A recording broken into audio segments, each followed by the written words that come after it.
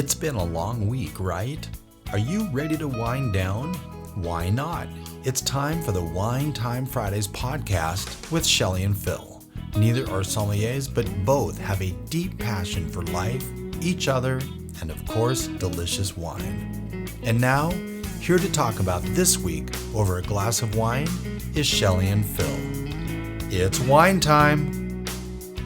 Hello and welcome to another episode of Wine Time Fridays with Shelley and Phil on this Friday, May 5th, Cinco de Mayo. That's right. Happy, we're speaking a little Spanish today. Happy Friday, Shelley. It's wine time. It's wine time. Happy Friday. Anyway, not only today, Shelley, is not just Cinco de Mayo, but it's also International Sauvignon Blanc Day. And so we have chosen, and it's also not a good wine to pair with Mexican food, unless you're having fish tacos. You know, you're right. I mean, I think that there are plenty of Mexican dishes that this would taste really, really good with. This is the 2021 Mohua Sauvignon Blanc from Marlborough, New Zealand. You ready? I'm going to pop this cork because Didn't hear that either. now here's the thing with Sauvignon. Well, actually, all wines of New Zealand, 95%, Shelley, of the wines produced in New Zealand have screw top stoppers. Yep, that is true. So that's pretty high. So let's give this a sniffy sniff. Oh, man. Smells good. I like Sauvignon Blanc. You know what? I have a lot to say about Sauvignon Blanc. Okay. I know I don't want to offend you, Shelley. This may be my favorite white wine, even over Chardonnay. I really like Sauvignon Blanc, and I love New Zealand Sauvignon Blanc. So, I'm going to get this right this time. Health, wealth, and abundance, gratitude, romance, and peace on earth. damn right. Cheers. Reminds me of that. Hang on. Remind you of what? It's got great mouthfeel. That Christmas commercial that they're dun dun dun dun dun dun dun dun. Yeah. I forget what that the product was. Anyway, Isn't it? It's a sparkling wine. Moet et Chandon, maybe. no, it's Oh no, it's Crown Royal. no, it's not Cook's, but it's something like that. Really? Yeah, we'll have to have a listener or five tell us what it is, and make. Yeah, please tell us, because now we're gonna wonder the whole I time. know. I'm We'll not sure get how it. to Google that. How do you Google? What is the commercial that goes dun, dun, dun? It would be difficult. Oh my gosh, it's the tip of my tongue. Anyway, all those people you can hear shouting out, "It's this, you dinwits!" Anyway, this is delicious. This has got great mouthfeel. It is. You know, I wonder if mine is a little too cold, because I'm not getting a lot on the nose. It's got great color. Oh, look at that. Yours is outside, mine is inside. So what is your favorite style Sauvignon Blanc? Do you like Napa? Do you like Marlborough? New Zealand, Australia, New Zealand. French? Oh, actually, yeah. So we'll talk a little bit about that as well. But my very favorite, and wine snobs around the world probably roll their eyes when I say my very favorite, is the New Zealand Sauvignon Blanc, because I love the crisp, tart, grapefruity aspect of this wine. Mm-hmm. That's really good. Sometimes it can be a little too tart for me. I know it can. A little too acid. I don't think it can be. But I do love it. Yeah. What's really interesting, well, we should probably say we got this down at Coeur d'Alene Fresh as part of our wine club down there, because this is part 7 of our wine club series, Club Fresh Wine Club and New Zealand Sauvignon Blanc. I'm trying to do a little bit better with the keywords and the titles and all that, and still be true to our authentic, fun selves. But yeah, this is $29 down at Coeur d'Alene Fresh, which honestly, there are other Sauvignon Blancs that are less. So this is a little on the higher side, but what I like about Sauvignon Blancs is that they can be affordable and still delicious. That I absolutely love that aspect of this wine. And there are wines that are under $29 that are also very good, but this one's really quite delicious. It is, yeah. So this is Mohua Wines, and their website is mohuawines.co.nz. They were founded in 2009. They use sustainable farming practices, which is good.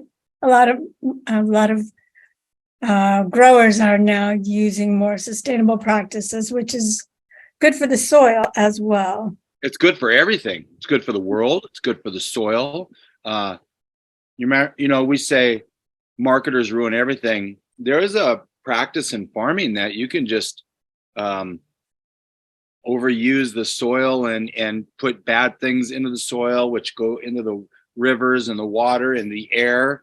And there are bad actors in everything. Marketers ruin everything, and bad actors ruin everything. Yeah, but now that there's a real premium put on the importance of sustainable farming and growing and that sort of thing, that's really cool. And I love that. So the grapes were sourced from 3 premier Wairau Valley subregions. I don't know much about Wairau Valley or even really how to say it. One interesting thing I learned at Rotary from our guest who was talking about gardening is do not mix up your soil before you are planting your plants. So let's say if you've got a garden bed, don't mix up the soil first, because you're bringing all the weeds to the surface, and all the little seeds that might be down there. All you should do is take a little shovel, take a scoop out, put the plant in, and leave it. I mean, all those micro organisms and the good critters that are down there that actually help you disrupt all of that. Right. Yeah, she's saying, don't rototill, don't till it. Isn't that interesting? Completely opposite of how I would have thought. Yeah. Brought up. Yeah. And so actually I kind of like it, because tilling it's a lot of work. Yeah, it is. So probably that's part of sustainable farming as well. Sure. So what would we pair with this? Well, they say on their website, they've got a couple of recipes. One is a Lindsay's fresh fish open sandwich, and the other is the Brothers steamed mussels. I can tell you hold on, because I had it up, and then I was going to the Marlborough region of Mohua, Rotary. I can't. Wairau. Wairau. Something like that. The Lindsay's fresh fish open sandwich is the one that kind of sounds really good to me, because I'm not a shellfish type of person, with the notable exception of Kumamoto oysters. But it's 600 grams of white flesh fish. Sorry. It's a little oil and some crusty bread and salsa and cherry tomatoes, a whole bunch of fun stuff in this. So that one sounds really good, but they also have those mussels as well. Right. You could also pair this with Asian foods. And your white meats, chicken, turkey, things like that, kind of salads. If you wanted to, did I say Asian dishes? Because I meant to. If you're choosing cheeses, they would be more milder ones like Gouda, Havarti, Swiss. Also goat cheese, because of the funkiness of the goat cheese, goes pretty well with the acidity and the crispness. Well, that's another aspect of New Zealand Sauvignon Blancs. Not only are they delicious and affordable, but they're known for their bold, fruit-forward flavors with notes of passion fruit, grapefruit, gooseberry, herbaceousness, green pepper, cut grass, all of that. But they are typically dry and crisp with high acidity. Correct. Yep. Which I think will be. I think you should talk a little bit more about acidity because. Why, Shelley? Why? Because it's the Naked Wines wine word of the week. It is. Yep. And we have had this word in a similar form, about a year and a half ago. But we have had listeners that say, we don't mind when you repeat a wine word of the week because it just helps with education. And one thing that the common denominator on these wines that I found is the acid aspect of it. These are acidic wines. Now, Shelley, you have kind of been in a trend lately where acidic wines haven't been resonating with you a lot. Is that the case with this one? I always like Sauvignon Blanc. I want to have it every day. And I definitely don't really want to have it in the winter. I prefer to have the more acidic wines like this one and Gruner Veltliner and things like that in the summer. Nice call. Let's talk about acidic wines then, what that really means. All right, go ahead. In wine tasting, the term acidic refers to the fresh, tart, and sour attributes of the wine, which are evaluated in relation to how well the acidity balances out the sweetness and bitter components of the wine, such as tannins. There are three primary acids that are found in wine grapes. You have tartaric, malic, and citric acids. Without getting too geeky on this stuff, it can get fairly complex. But I just thought that would be a really appropriate wine word of the week, given what we were having on this day, the International Sauvignon Blanc Day, also Cinco de Mayo. So let's do this. Well, guess what tomorrow is? Oh, it's International. Don't tell me until after the break. Okay, coming up.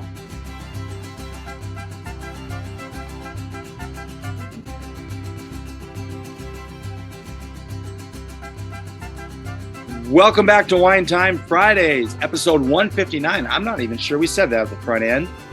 Cinco de Mayo, May 5, and also International Sauvignon Blanc Day. When we last talked, Shelley was going to unveil what was going on tomorrow, and I cut her off.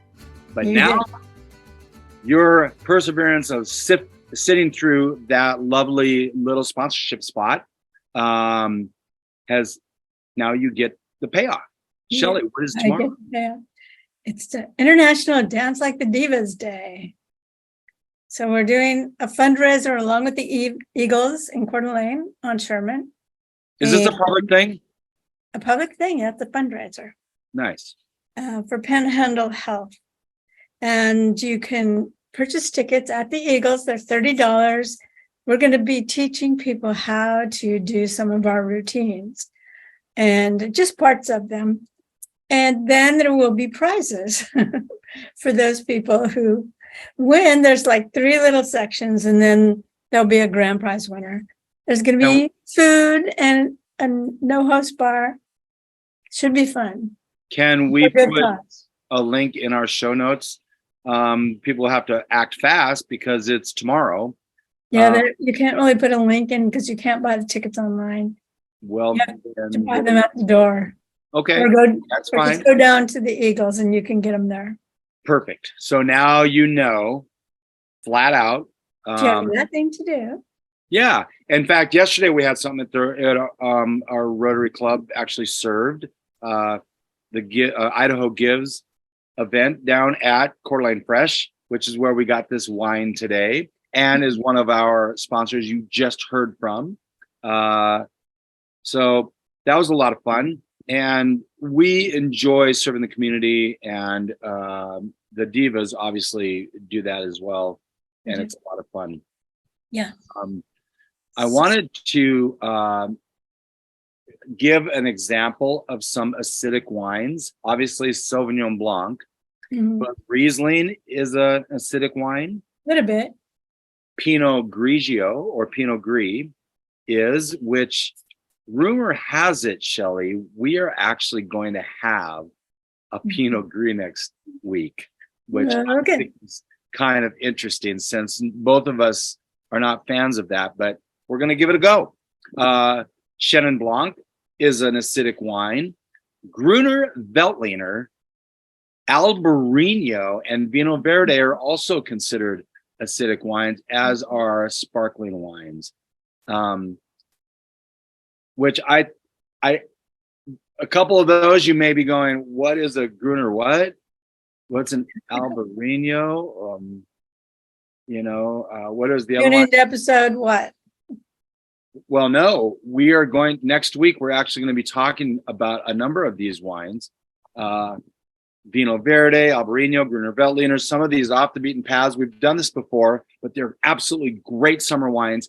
And I challenge anyone that likes Sauvignon Blanc that tries one of these other wines and goes, oh, don't like that. No, these are crisp. Some of them are a little effervescent. So they're not a full sparkler, but they give you that little fun in your mouth. Little fizzy stuff. So we're going to discuss that next week.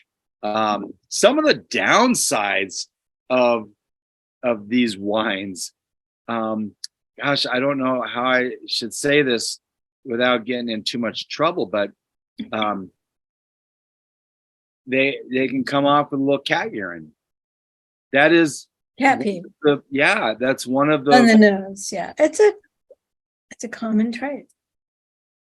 It is a common trait, yeah. And what's interesting is that would seem like that's a bad thing, but that just happens to be some of the stuff that you're going to get in this, which I find a little off-putting. What isn't off-putting, however, is the Club Fresh Wine Club. Now, as we wrote these notes, I thought you were going to talk about the apple crispness of this, but no. It is apple crisp. I mean, this apple crisps. So like a Granny Smith apple. Yes, that's it. Not apple crisp. Not the dessert. Right, but the apple crispness. Yeah, exactly. Granny Smith is in this.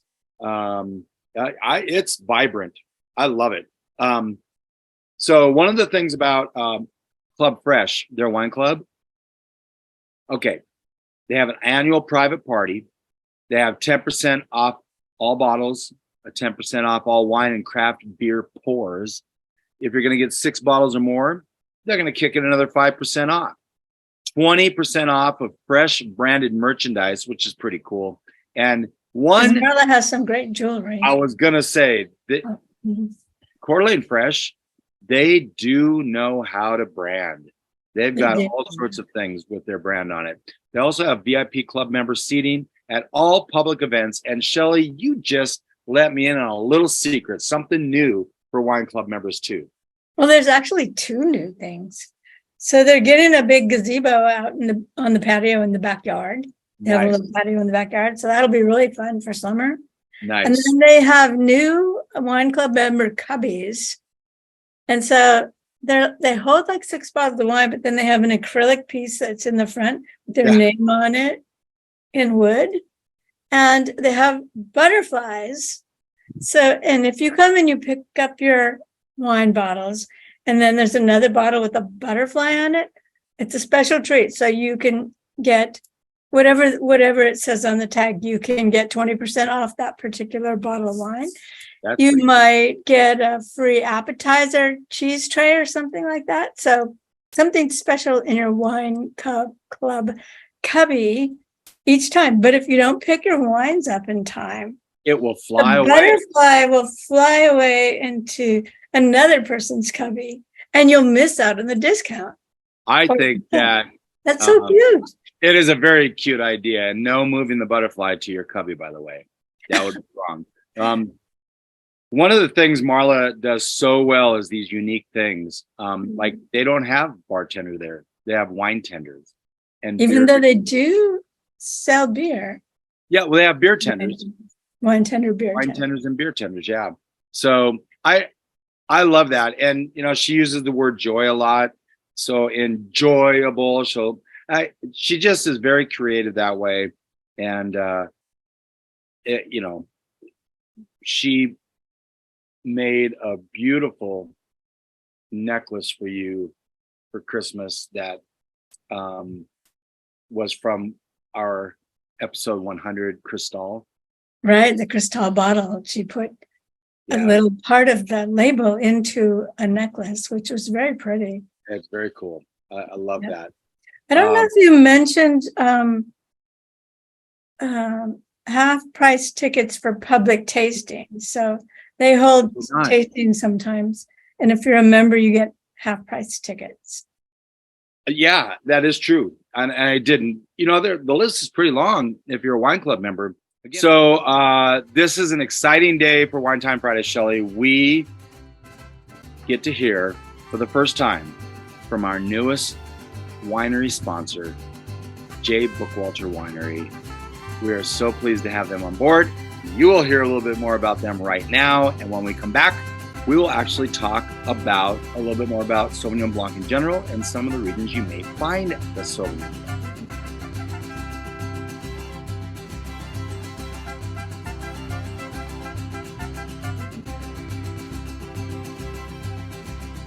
Welcome back to Wine Time Fridays. We are on the home run, the final stretch of episode 159.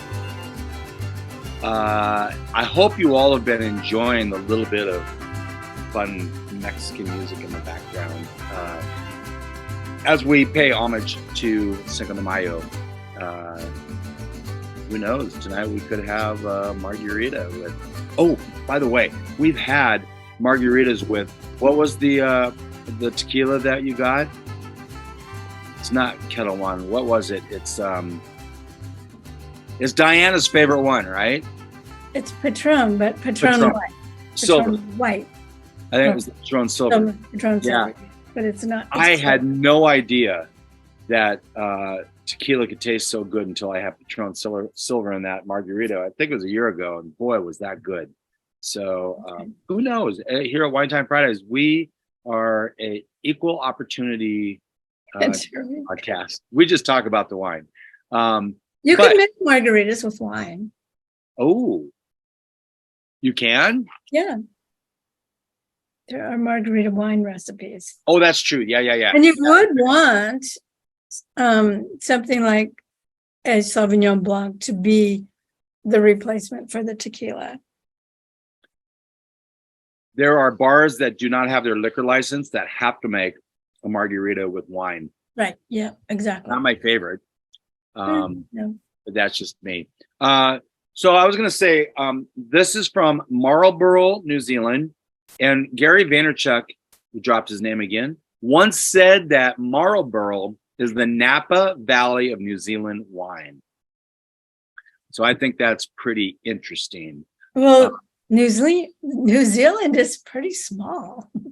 Yeah, it's not a big country. But it's not really like the Napa Valley because Napa Valley, I mean, we have the United States is huge. So yeah, I but guess. I get the reference. Yep. There's also Sauvignon Blanc in Sancerre. Sancerre is the region in the Loire Valley in France. If you're buying a Sancerre, there's not Sauvignon Blanc in the Sancerre. No, I'm It sorry. is. It is Sauvignon Blanc. Yes. They are all made from Sauvignon Blanc grapes. White Bordeaux is generally a blended wine, mostly of Sauvignon Blanc and a little bit of Semillon. And so those are two France regions that will have Sauvignon Blanc in it. As we move towards the end, we do not want to grind this down to a halt. We are going to talk about a few wines that we had this week. You didn't mention California. Oh, I mean, that will be kind of, there is California Sauvignon Blanc. Yes, in Napa Valley. Yeah, and that's really good. A little bit more grassy, not as tart. Right. Just as delicious. It's just a different terroir. Again, I'm all in on California Sauvignon Blanc. I love it. But it's just I think it's just a little bit more mellow. It is, yeah. Yeah. So good stuff. I should have said that. Slap me. My bad. Lastly, wines we enjoyed this week. Justin Sauvignon Blanc. It was a Sauvignon Blanc week. Shelley, our go-to. Oh, yeah. J-Lore. And then Mary Hill Red Blend, which is Winemaker's Blend. Yeah, it's a pretty good good value red blend. You can get that at Fred Meyer. Yes, you can. You can get it at a lot of places. They make a lot of it, so that's good. Some things coming up. National World Moscato Day is Tuesday, the 9th. National Pinot Grigio Day is going to be the 17th. And like I said, episode 160, we hope to have a Pinot Gris. And since we're in Oregon Wine Month, we are going to have it be an Oregon Pinot Gris. Oregon makes a lot of Pinot Gris and Pinot Noir. That's kind of what they're semi-known for. Definitely Pinot Noir, yeah. Yeah. They're making great Chardonnays. They're making some other wines as well. But those are kind of what they're known for, is that Pinot Gris and the Pinot Noir. And so we're going to try to do that. That's Pinot Grigio Day. Then the anniversary of Judgment of Paris on the 24th, National Wine Day, and Chardonnay Day is the 25th. International Sommelier Day is the 3rd. They have their own day. I know they do. They should. And then National Cheese Day is the 4th. Not sure that should be mentioned. We're talking about a cheese instead of wine, but wine goes really well with cheese. And then National Bubbly Day is June 5th, which is okay because not all bubblies are champagnes. Only champagnes are champagnes. Yeah, that's true. Well, in the South, in the Southern Hemisphere, it's probably a good time for a bubbly. Oh, yeah. Yeah, I mean, you know what? I think it's always time for a good bubbly. Next week, we are going to talk about some wines to get you through the summer, as well as that Pinot Gris. And I wanted to just say thank you again to Coeur d'Alene Fresh and Jay Bookwalter Winery for being a part of this episode today. I'm looking through our notes, and I don't see a whole lot that we missed. So I would like to say to you, Shelley, with a little bit of knowledge, wine becomes a lot less overwhelming, and I think we delivered today. So we will see you next week. Have an awesome weekend. Enjoy your Sauvignon Blanc tonight or any night, and we'll see you next week. Bye-bye.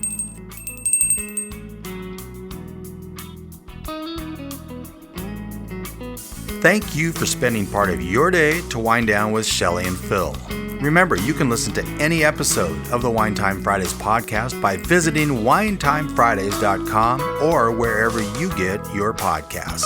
And join us on our Wine Time Fridays Facebook page, Instagram, or on Twitter, which is @VintageTweets, for daily conversation. Until next week, here's our toast to you: to health, wealth, abundance, gratitude, peace on earth, and of course, romance.